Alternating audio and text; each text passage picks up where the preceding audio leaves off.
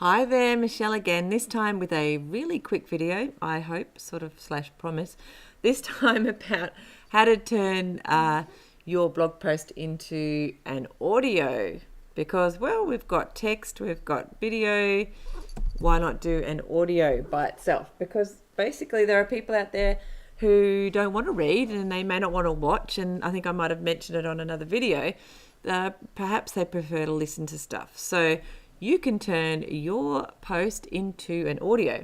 Not only that, you can actually paste the audio on this blog post. So when people come to read it, they might go, actually, I'd prefer to listen to it because I've got a long drive tomorrow or something. And so they could download it and put it on their phone or whatever and take it with them. So there are lots of reasons to put it in audio, not to mention there are websites where you can take that audio to. Now, how do you create an audio?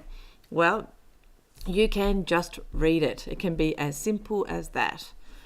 You can do it yourself.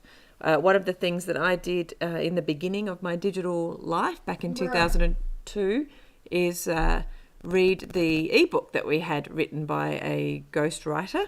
And so we ended up having an audio version of the ebook, and we could sell the whole package for more. How did I do that? Well, way back then we didn't actually have smartphones, certainly not like we do now.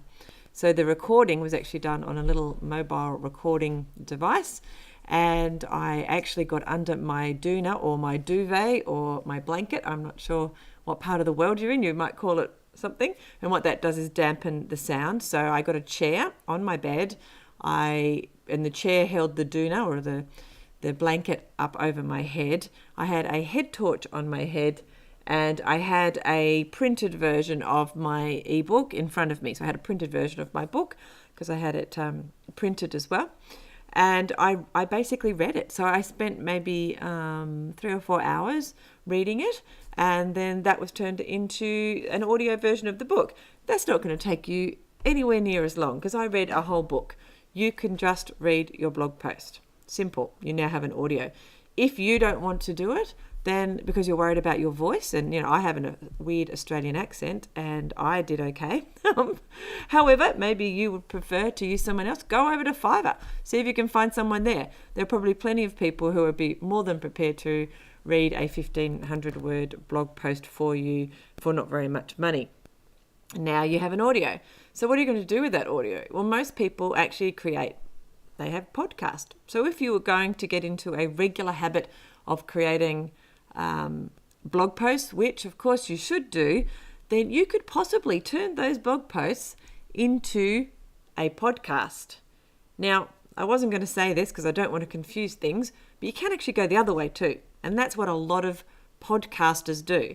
They go and create content using audio by either interviewing people, by just talking like I am now, but only creating audio. And then they get someone to transcribe it. Often they'll find someone in places like Fiverr, or they've got like a virtual assistant who does the transcribing for them. And then that becomes the text part of their blog. And then they have the audio as well. So what I'm suggesting at the moment is that we do it the other way around, where you've already got the text, and what we're trying to do is create the audio. Now, where can the audio go?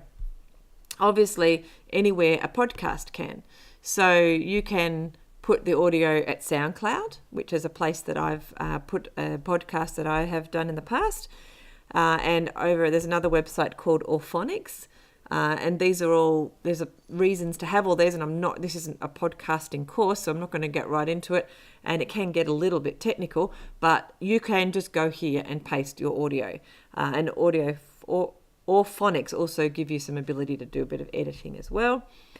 One of the things that one of the places, or software I should say, that a lot of podcasters really like is actually Podbean, which is what this site is. And that gives you a whole lot of other things that you can do. And obviously if you decide to go podcasting wise, to turn all your audios into a podcast, then getting them up into iTunes is obviously a must, because again, a lot of people will see it because iTunes has lots of people there every day trying to come across new things that they can listen to while they're getting about their everyday business. So go and investigate it. Don't get all tied up in it. It could be an easy thing that you could do in order to create a different modality for your current content that you've got on your blog. You can paste it, as I said, to your blog with your blog, so give people another option. One last thing is that if you have created a video that we've talked about in the last couple of videos that has audio where you have talked to that, you can actually take the audio out of the video as well. So that's another way you can create some audio that goes along with your blog post. All right, hope that's helped. I'd love to see you over in the Facebook group and let me know how you're going, whether this is helping you at all, whether you're going to give audio a bit of a go, because I'd be really interested to see the results. I'm very proud of you for stepping out of your comfort zone, because it's especially if you've never done something like this before, you might find it a little bit confronting, but I promise you it's not as tricky as it sounds. And if you need any help, let me know, because I am here for you. Go. All right.